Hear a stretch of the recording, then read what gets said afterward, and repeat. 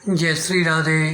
रामधारी गुप्ता खंड 2 प्रतिलेखन संख्या 8 गति 80 शब्द प्रति मिनट। प्रारंभ करें।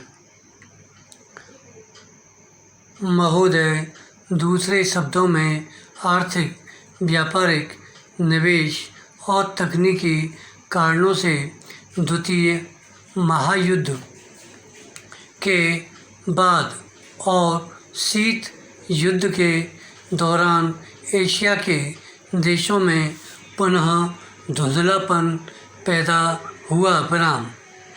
लेकिन यह बात सही नहीं है कि एशिया की संस्कृति और सभ्यता को पश्चिम के प्रभाव और आधुनिकतम तरीकों ने नष्ट कर दिया है। हाँ, एक धक्का जरूर दिया विराम, पर समय समय पर एशिया का यह रूप, एशिया की यह सभ्यता और संस्कृति बलशाली तरीके से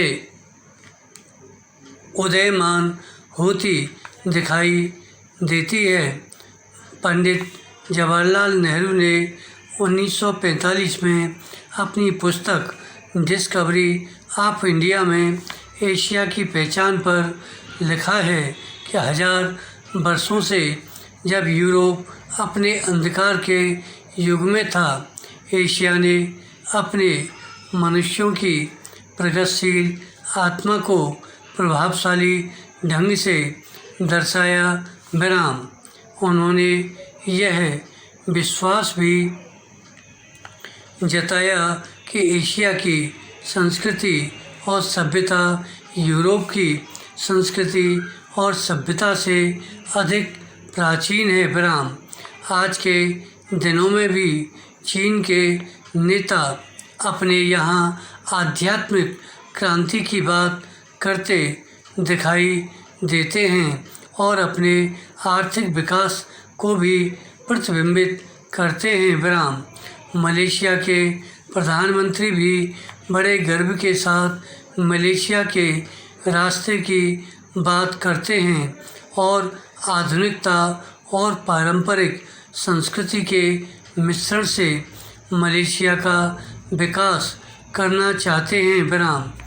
भारत के प्रधानमंत्री भी मध्य मार्ग की बात करते हैं, जिसको वे भारत का पारंपरिक विचार कहा करते हैं विराम। वियतनाम के यशस्वी नेता भी साम्यवादी विचारधारा को पारंपरिक सहिष्णुता के अनुसार ढालना चाहते थे विराम।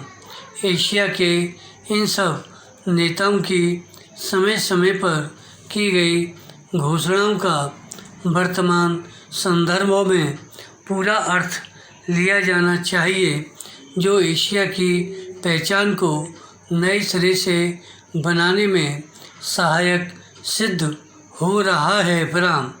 पैरा, यहाँ यह भी बताना उचित होगा कि हाल के वर्षों में एशियाई देश, विशेष रूप से पूर्वी एवं दक्षिणी पूर्वी एशिया के देश, एशिया के सुदृढ़ देशों के रूप में उभरे हैं और इन देशों के आर्थिक विकास की दर विश्व के किसी भी अन्य देश के आर्थिक विकास की दर से अधिक है तथा जिनके आने वाली शताब्दी में विश्व आर्थिक व्यवस्था के निर्माताओं के रूप में उभरने की आशा है विराम।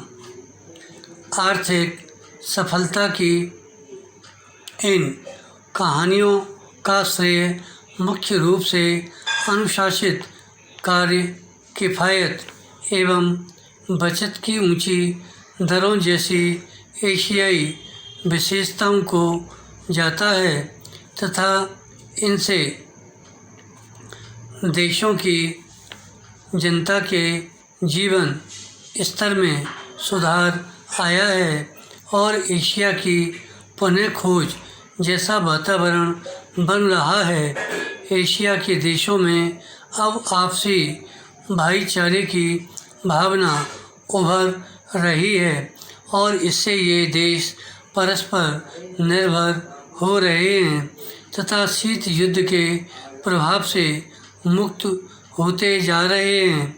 हमारी सरकार ने अपने एशियाई पड़ोसियों के साथ बेहतर संबंध बनाने में पहल करके इस बदलते रुख के प्रति सकारात्मक रवैया अपनाया है।